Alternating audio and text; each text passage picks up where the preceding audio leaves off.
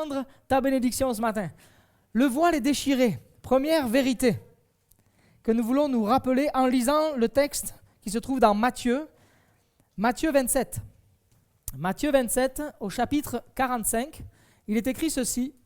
De midi jusqu'à 3 heures de l'après-midi, il y eut des ténèbres sur tout le pays. On est au moment de la crucifixion de Jésus.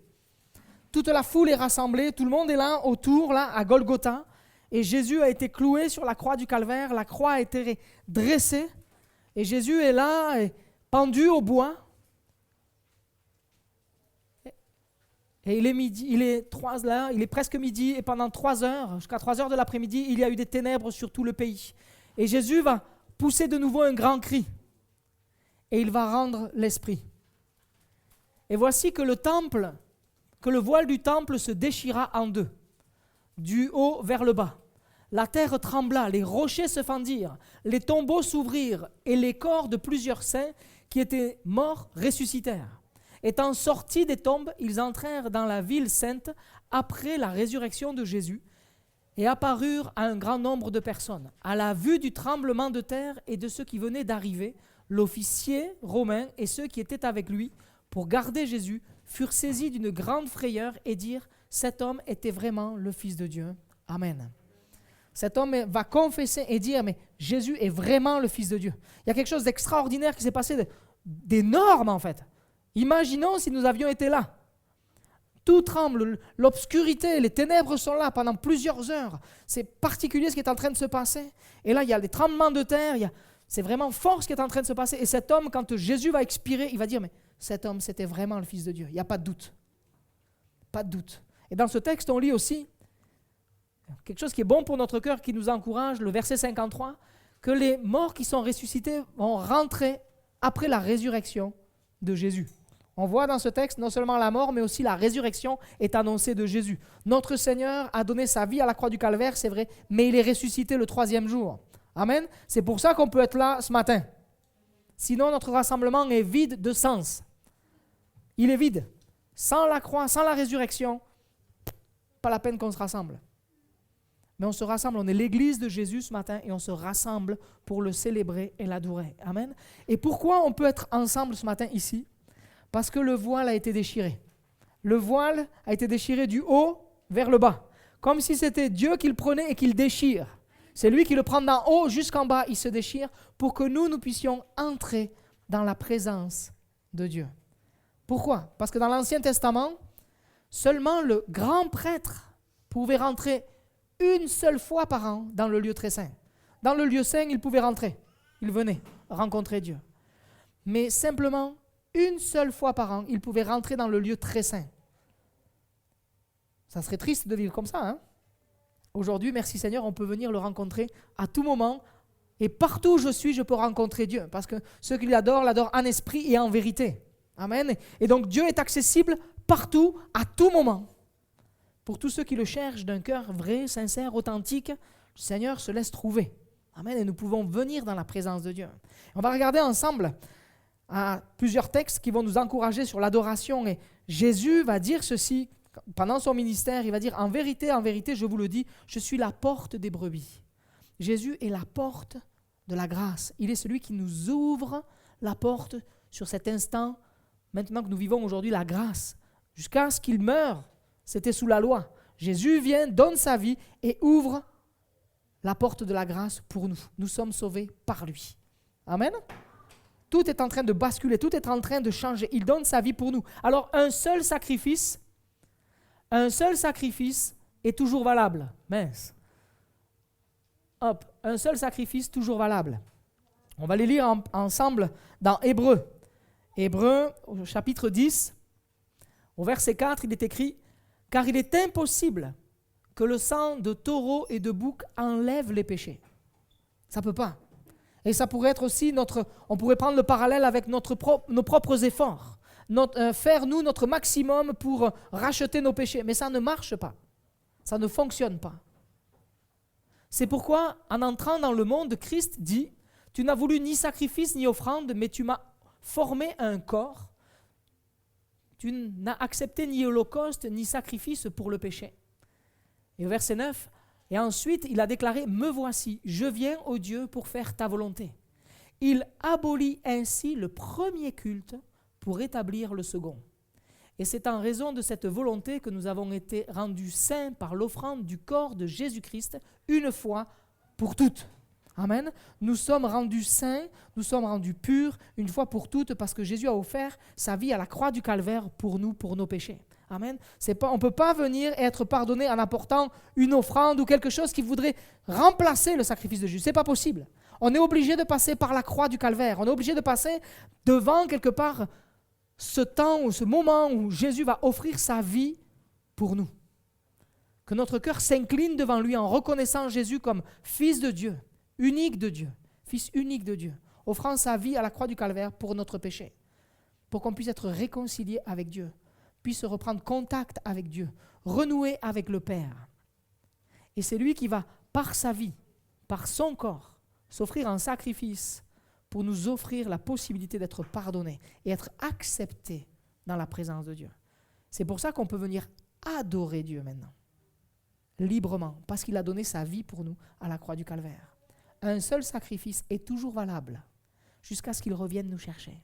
Amen. C'est bon. Et regardez, il a aboli ainsi le premier culte pour établir le second. Ça veut dire qu'on ne fait plus de sacrifice. C'est terminé. Terminé. Mais le second, c'est quoi? C'est adorer Dieu en esprit et en vérité par Jésus-Christ. Se présenter dans la présence de Dieu avec le sang de Jésus qui vient nous couvrir. Amen, qu'il a versé pour nous. Donc ça veut dire quoi? Ça veut dire qu'il n'y a plus de séparation. Pardon.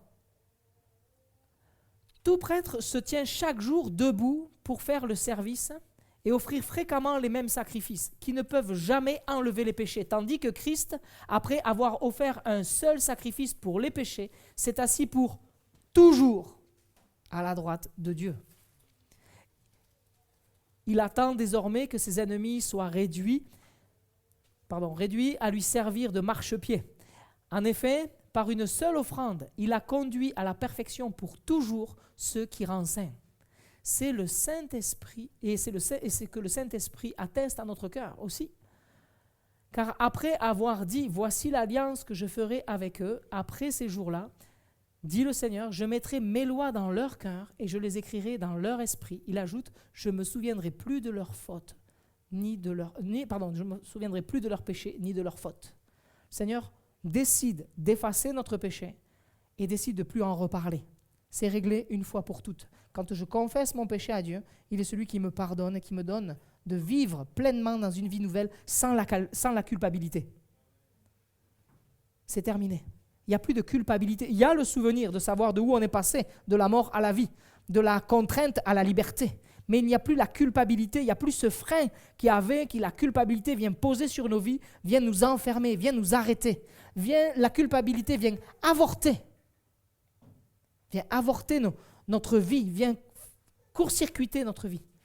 Mais Jésus nous donne la liberté pleinement et son sacrifice nous amène à la sainteté pour toujours. Amen. Il est celui qui a donné sa vie pour nous. Hop. Il n'y a plus de séparation. Puisque Jésus donne sa vie pour nous et que le voile est déchiré, il n'y a plus de séparation. Et je vous invite à prendre votre Bible dans le chapitre 95 des psaumes. Il nous invite à venir dans la présence de Dieu avec un cœur pour lui. Psaume 95. Venez, crions de joie en l'honneur de l'Éternel. Poussons des cris de joie en l'honneur du rocher de notre salut. Notre sœur Nicole, des fois, elle loue le Seigneur, les cris de joie. Allons au-devant de lui avec des louanges.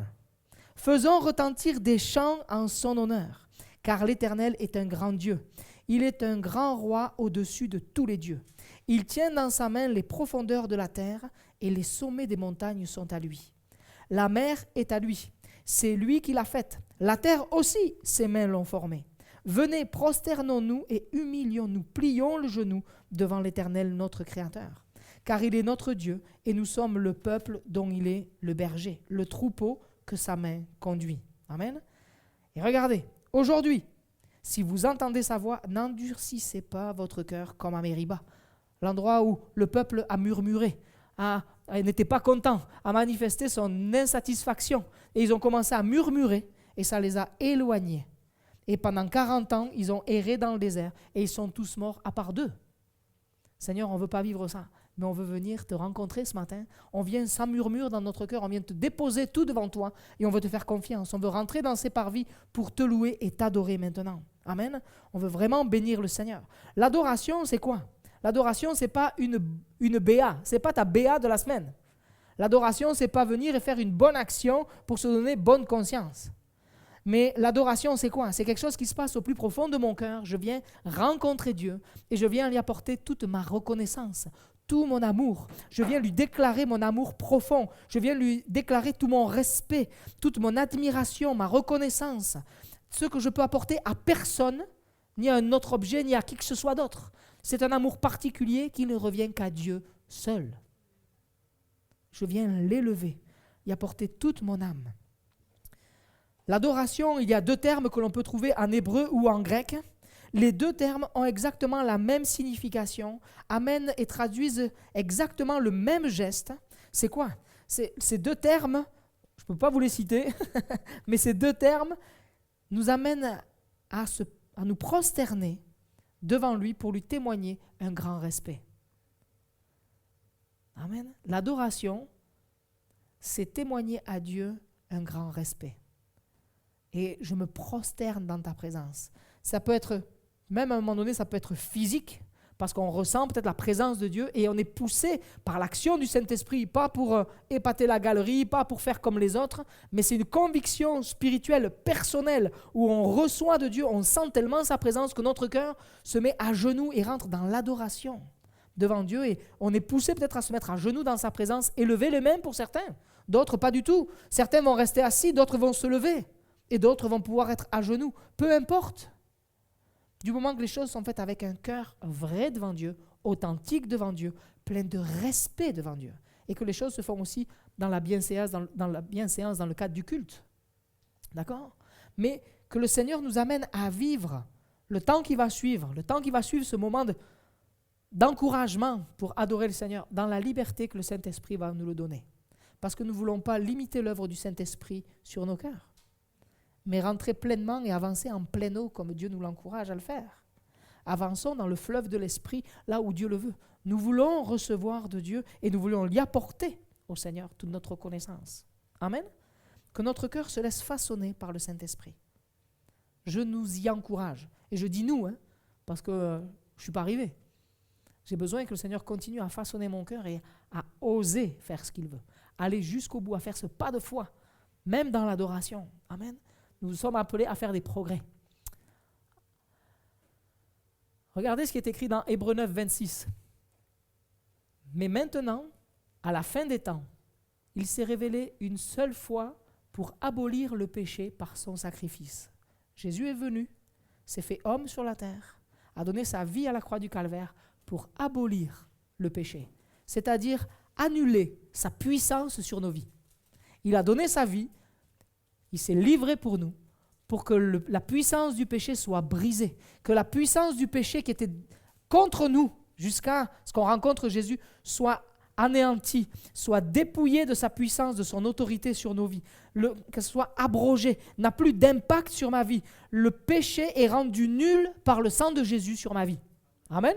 Il n'a plus de pouvoir, il n'y a plus de lien, je ne suis plus accroché. C'est exactement ce parallèle comme quand le peuple va sortir de l'Égypte. Nous sommes libérés de la puissance de Pharaon spirituel, puissance de domination de Satan. Nous sommes libres parce que nous avons accepté le sacrifice de Jésus dans nos vies. Les manœuvres du diable ont échoué au moment où j'ai accepté Jésus comme Seigneur et Sauveur sur ma vie. Il est vaincu. Et tout ce qu'il avait dessiné, projeté, ces projets de mort sur ma vie sont brisés. Et c'est la vie qui prend en moi, par la puissance du Saint-Esprit, par le sang de Jésus-Christ qui vient me pardonner et me racheter. Amen. Alors le Seigneur a des beaux projets pour chacun de nous. Amen. On veut rentrer là-dedans, on veut vivre cela, Seigneur, avec toi. L'impact de l'adoration. Quel impact ça a sur ma vie que de venir dans la présence de Dieu et de l'adorer? Quel est l'intérêt, frères et sœurs, de venir dimanche après dimanche dans la maison de Dieu ensemble adorer le Seigneur? Quel est l'intérêt? Qu'est-ce que cela procure dans ma vie? Qu'est-ce que cela amène dans ma vie? Alors voilà ce que la parole de Dieu nous dit. De venir adorer Dieu, ça procure de la joie à mon cœur. Pourquoi? Parce qu'il est écrit dans le psaume 16, 11, « Tu me fais connaître le sentier de la vie. Il y a d'abondantes joies dans ta présence, un bonheur éternel à ta droite. » Quand je viens dans la présence de Dieu, il y a de la joie. Il vient déposer la joie dans mon cœur quand je suis en sa présence. Et quand je viens l'adorer, il n'y a que lui qui compte.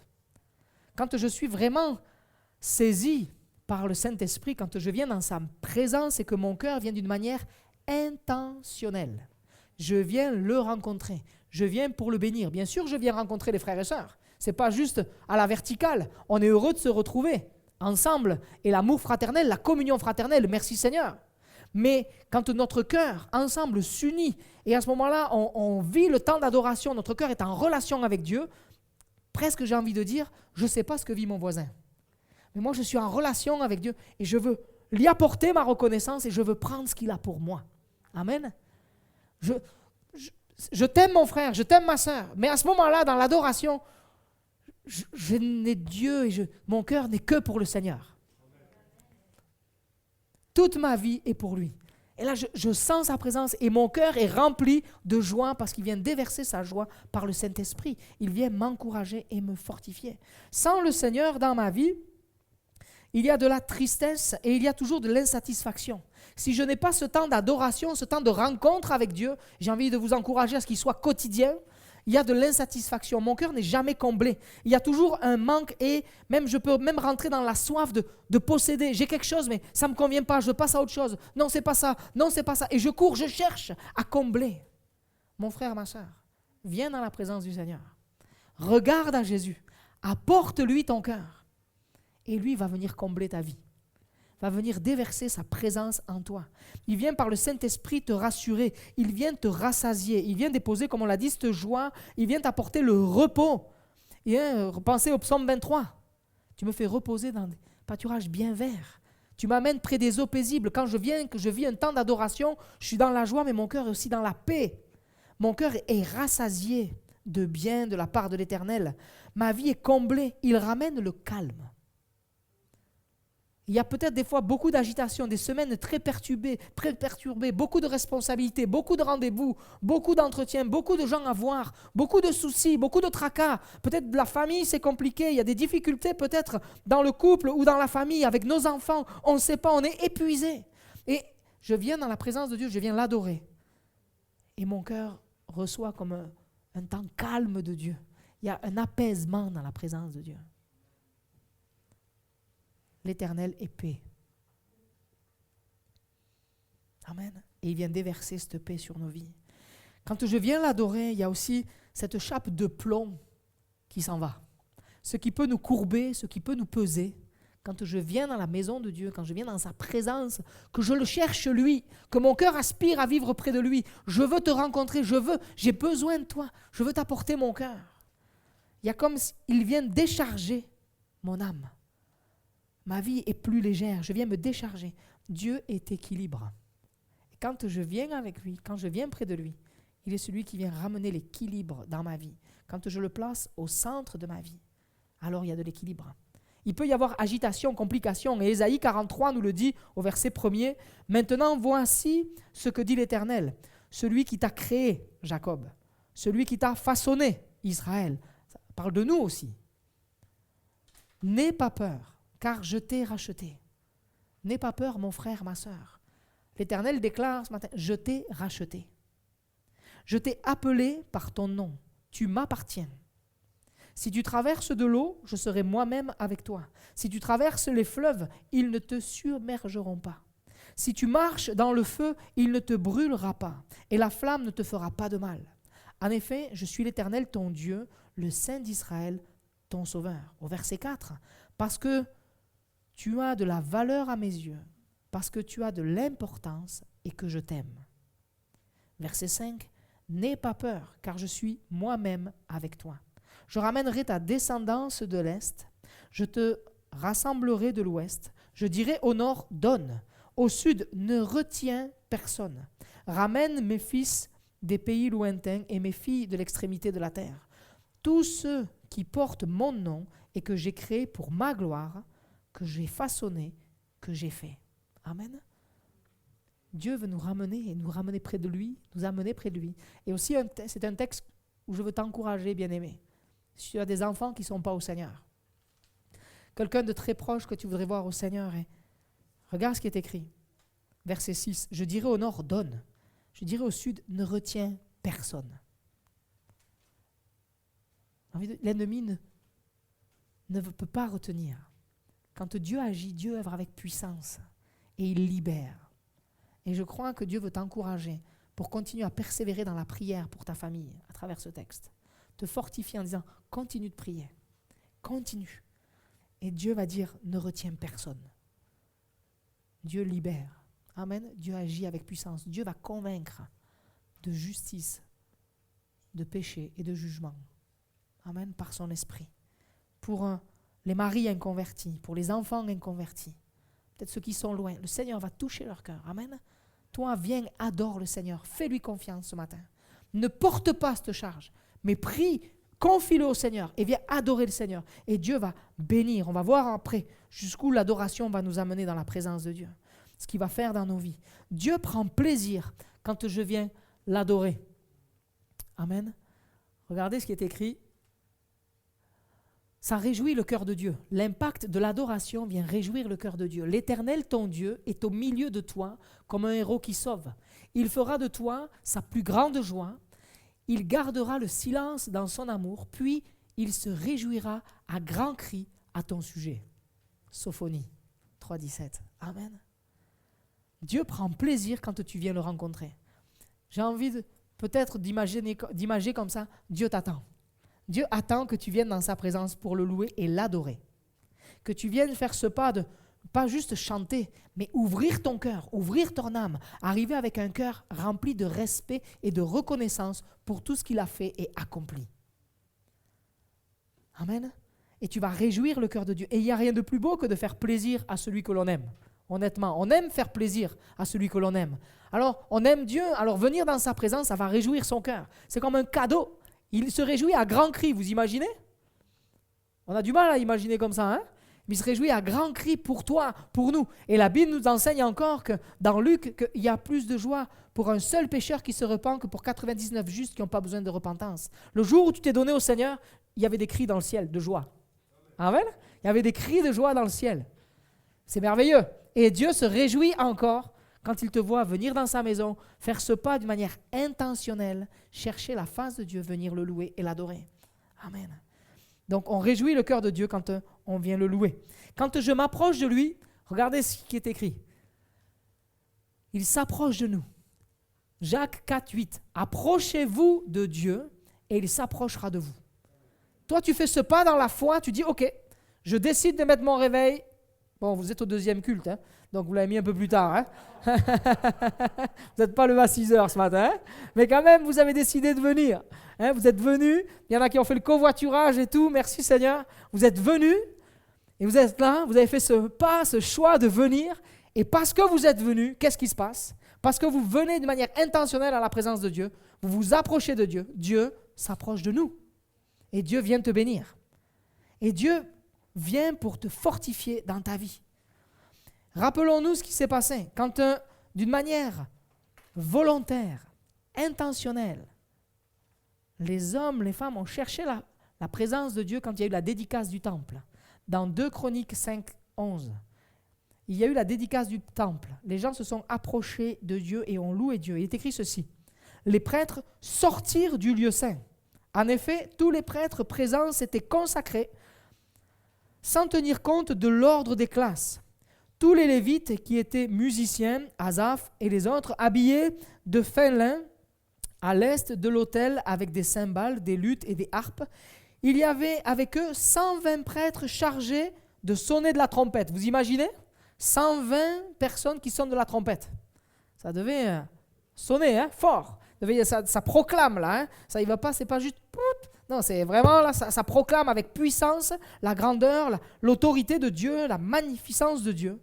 À ce moment-là, ceux qui sonnaient de la trompette et ceux qui chantaient, s'unissant d'un même accord pour célébrer et louer l'Éternel, firent retentir les trompettes, les cymbales et les autres instruments. Et ils célébrèrent l'Éternel par ces paroles. Il est bon, oui, sa bonté dure éternellement. Alors, le temple, la maison de l'Éternel, fut rempli d'une nuée. Les prêtres ne purent pas reprendre leur service à cause de la nuée. La gloire de l'Éternel remplissait en effet la maison de Dieu. Amen. Est-ce que c'est ce que vous voulez vivre ce matin? Moi, je dis, Seigneur, oui, je m'attends à ça et je veux vivre ça. Je veux vivre ta présence dans ce lieu de manière intense, forte. Peut-être même tu vas la manifester de manière physique, c'est possible. Dieu est le même, hier, aujourd'hui et éternellement. Dieu pourrait nous surprendre. Comment est-ce que je réagirais dans ces cas-là? Seigneur, nous voulons vivre et nous aspirons à vivre ta présence. Et il y a quelques mots-clés dans ce passage. S'unissant d'un même accord. Avoir un cœur uni. Allant dans la même direction, cherchant la même chose. J'aime aussi quand il est écrit que sans tenir compte de l'ordre des classes. Avec Dieu, il n'y a pas de caste, il n'y a pas de gens au-dessus des uns des autres. On est tous à la même enseigne. Que tu aies 40 ans de conversion ou 2 heures de conversion, Dieu t'aime de la même manière. Et Dieu déverse en toi son même amour. Dieu veut déverser le même esprit. C'est le même esprit qui vient sur chacun, sur tous. Nous avons bu, nous avons reçu le même esprit, il est écrit. Amen. De la même manière, nous sommes des pécheurs rachetés par grâce, amenés à vivre dans la sainteté avec le Seigneur Jésus par la puissance du Saint-Esprit. Amen. C'est son œuvre à lui dans nos vies. Et nous pouvons nous approcher sans crainte, sans peur de Dieu ce matin, parce qu'il nous a rachetés. Amen. Unissons-nous d'un même cœur, un même cœur pour le louer. Amen. Il est écrit ceci aussi pour s'approcher de la présence de Dieu, quand nous venons dans la présence de Dieu. Il est écrit, Pierre encourage encore dans Pierre 3,7, quand on s'approche de Dieu, quelque part, Marie parle aux hommes mariés. Marie, vivez de même en montrant de la compréhension à votre femme, en tenant compte de sa nature plus délicate. Montrez-lui de l'estime, car elle doit hériter avec vous de la grâce de la vie. Agissez ainsi, afin que rien ne fasse obstacle à vos prières. Bien-aimé, ou Évrard, qui va te marier bientôt. Quand on s'approche dans la présence de Dieu, quand on vient dans la présence de Dieu, qu'il n'y ait rien qui fasse obstacle dans nos vies. Et en tant que mari, notre responsabilité, c'est de veiller à ce que nous prenions soin de notre épouse, comme Jésus a pris soin de l'Église. L'enseignement, il est fort de Jésus par rapport à l'amour du mari envers son épouse. Et nous devons avoir cet amour-là fort et agir avec un amour, avec, il est écrit, de considérer sa nature plus délicate. Montrez-lui de l'estime, afin qu'il n'y ait pas d'obstacle quand on vient dans la présence de Dieu. Si j'ai une mauvaise attitude à la maison, si j'ai une mauvaise attitude dans mon comportement, ça ne sert à rien de venir dans la maison de Dieu sans régler nos affaires. Il y a un obstacle, il y a un frein. Il faut régler nos affaires. Parce qu'après, on peut être là, Seigneur, Seigneur, mais il peut nous dire, mais écoute, je ne t'ai jamais connu. Vous connaissez ce texte. Seigneur, je veux que mon cœur t'honore et je veux honorer l'épouse que tu as placée à mes côtés. Amen. Que Dieu nous amène là. Et ensuite, il va continuer, parce que là, c'était pour les maris, mais après, il va s'adresser à tous. Enfin, ayez tous, donc on est tous concernés par ce texte. Hommes, femmes, mari, épouse, enfants, jeune homme, jeune fille, vieillard. Enfin, ayez tous les mêmes pensées et les mêmes sentiments. Soyez pleins d'amour fraternel, de compassion, de bienveillance. Ne rendez pas le mal pour le mal, ni insulte pour insulte. Bénissez au contraire. Vous le savez, c'est à cela que vous avez été appelés afin d'hériter de la bénédiction. Amen. Si nous voulons prendre la bénédiction de Dieu pour notre vie, que notre comportement soit pour le Seigneur. Si quelqu'un, en effet, veut aimer la vie et voir les jours heureux, qu'il préserve sa langue du mal et ses lèvres des paroles trompeuses, qu'il se détourne du mal et fasse le bien, qu'il recherche la paix et la poursuive, car les yeux du Seigneur sont sur les justes et ses oreilles sont attentives à leurs prières. Mais il se détourne contre ceux qui font le mal. Seigneur, nous voulons pratiquer le bien, nous voulons avoir un cœur pour toi, être sensible, ne pas endurcir notre cœur comme on a vu tout à l'heure. Mais Seigneur, si tu nous parles, si tu nous reprends, donne-nous d'aller jusqu'au bout dans ce que tu veux avec toi, de réparer, de réconcilier, de travailler à la réconciliation, exercer le pardon, recevoir le pardon, vivre sans amertume dans nos cœurs, afin de pouvoir nous approcher pour vivre un temps d'adoration fort. Je suis obligé de venir avec un cœur authentique dans l'adoration. C'est ce que ces passages nous encouragent à faire. Je ne peux pas venir avec quelque chose, une affaire qui n'est pas réglée. Il y a un obstacle. Et le Seigneur veut nous amener ce matin à déposer cet obstacle, à demander au Seigneur sa grâce et sa bénédiction. Parce que quand je vais m'approcher de Dieu, regardez la puissance de l'adoration quand je m'approche de Dieu. Voilà ce qui se passe. Dieu nous édifie. Dieu m'édifie. Dieu t'édifie quand tu t'approches de lui, que tu viens dans sa présence pour le louer. Approchez-vous de Christ, la pierre vivante rejetée par les hommes, mais choisie et précieuse devant Dieu. Et vous-même, en tant que pierre vivante, laissez-vous édifier pour former une maison spirituelle, un groupe de prêtres saints afin d'offrir des sacrifices spirituels que Dieu peut accepter par Jésus-Christ. Dieu veut travailler en nous, veut édifier nos vies. Dieu veut travailler par le Saint-Esprit en nous. Comment? Il veut renforcer ta foi, il veut renforcer ta vie, il veut la consolider, il veut t'équiper par le Saint-Esprit. Il veut aussi te parler dans ces temps de louange et d'adoration.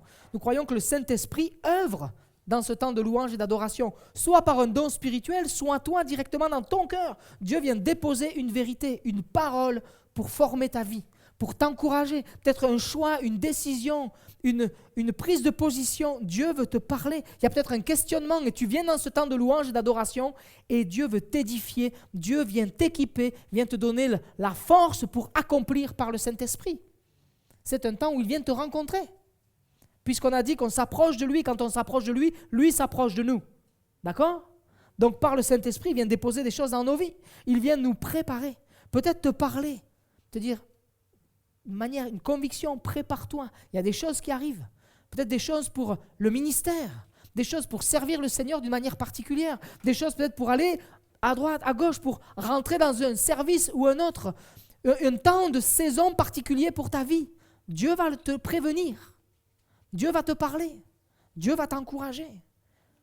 Il veut t'amener aussi dans ce temps d'adoration, il veut t'édifier, t'amener à faire des progrès avec lui, être de plus en plus sensible à sa voix. Reconnaître quand il te parle, reconnaître quand il te dit quelque chose.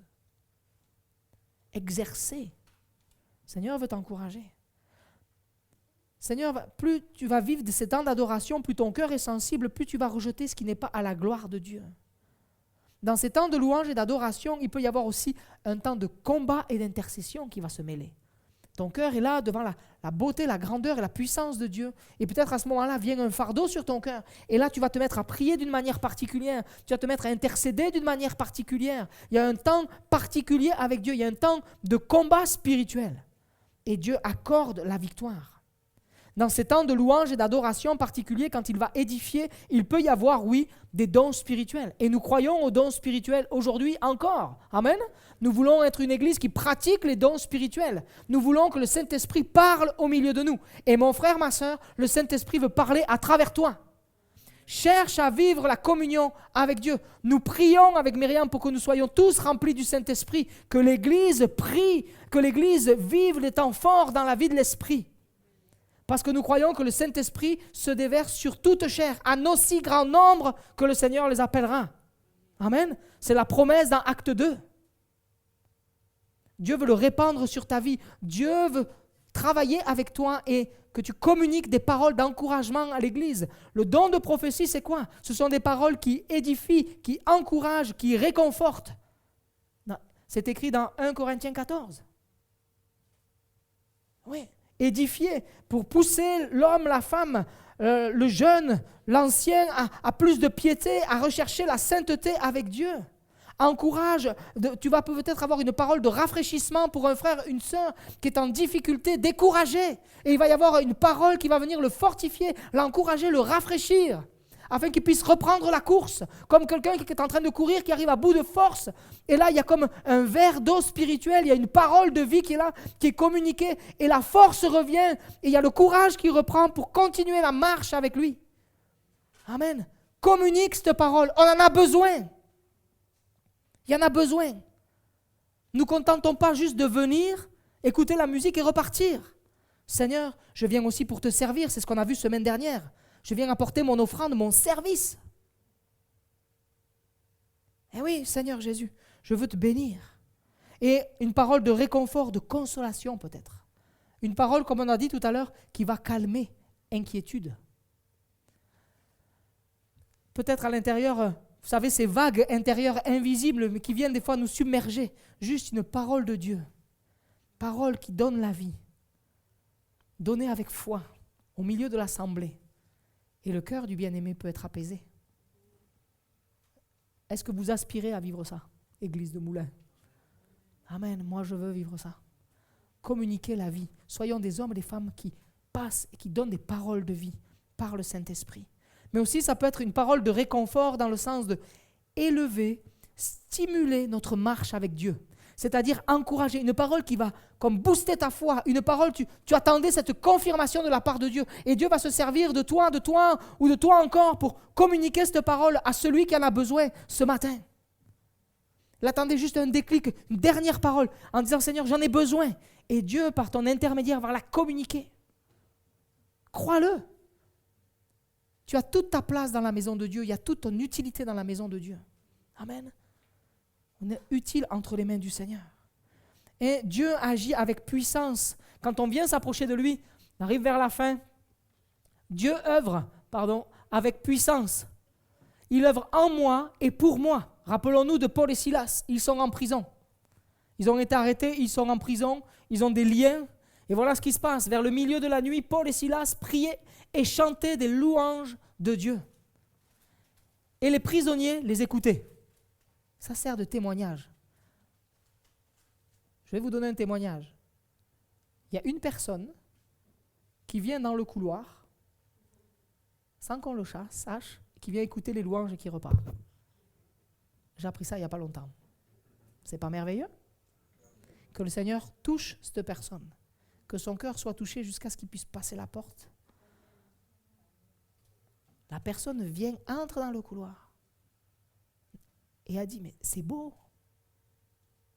Et elle est repartie. Le Seigneur travaille son cœur. C'est encourageant.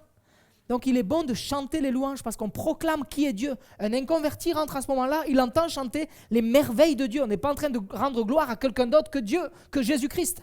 La gloire est à lui et à lui seul. Amen. Celui qu'on met en haut de tout, c'est Jésus.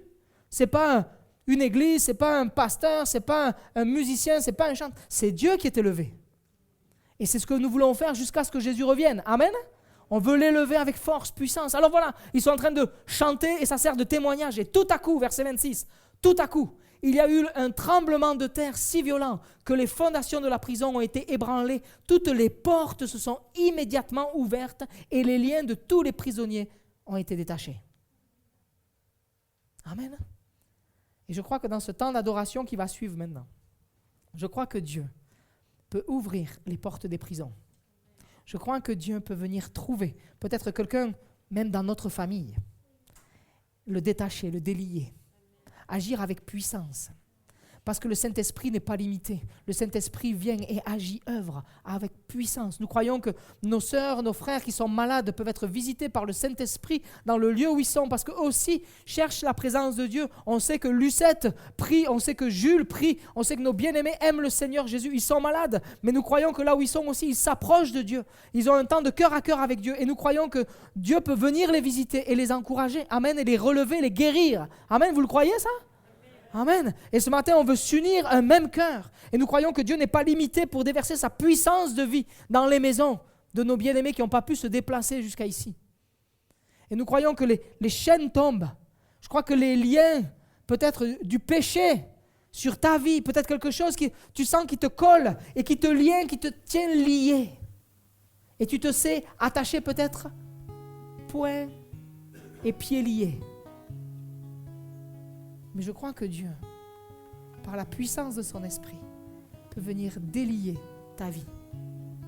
Si toi, tu t'approches de lui maintenant, si toi, tu dis pardon, Seigneur, pour mon attitude, pardon pour ce que j'ai fait, pardon pour mon manque, mes manquements, je te demande pardon. Et je veux t'adorer toi seul. Je ne veux pas adorer autre chose. Et quand nous nous tournons et que nous acceptons le péché dans notre vie, ce n'est plus Dieu qu'on adore. Ce n'est plus Dieu qu'on adore. Mais très souvent, c'est nous que nous avons satisfait à travers le péché. Et quelque part, on s'est fait plaisir à nous plutôt que de faire plaisir au Seigneur Jésus. Et on a besoin de demander pardon au Seigneur. Et quand on demande pardon, Dieu s'approche de nous. Dieu vient nous relever, Dieu vient nous bénir, Dieu vient nous encourager, vient nous guérir, vient délier ta vie. Je crois qu'il y a des prisons qui vont s'ouvrir maintenant, dans ce temps de louange et d'adoration, ce temps de consécration. Nous voulons déposer tout devant le Seigneur Jésus maintenant. Amen. Venir avec un cœur authentique. Amen. Un cœur vrai. Dire Seigneur, pardon. Pardon. Et ce texte de l'Écriture nous dit ceci pour terminer. À lui qui peut vous garder de toute chute et vous faire paraître devant sa gloire irréprochable et dans l'allégresse. Oui, à Dieu seul sage, qui nous a sauvés par Jésus-Christ, notre Seigneur Jésus. Appartiennent gloire, majesté, force et puissance, avant tous les temps, maintenant et pour l'éternité. Amen. Amen. Qu'ensemble, nous venions dans la présence de Dieu pour adorer Dieu. Un cœur qui le célèbre comme il l'attend. Dieu attend ta louange, Dieu attend ton adoration. Et en t'approchant de lui, lui s'approche de toi, va déverser sa joie, va déverser sa grâce sur ta vie, va déverser son esprit encore sur ta vie, va te rafraîchir maintenant. Viens délier là où tu as peut-être été lié. On peut prendre ce chant qui dit pardon. Et à travers ce chant, tu t'approches de Dieu et tu vas vivre la bénédiction de Dieu, la grâce de Dieu.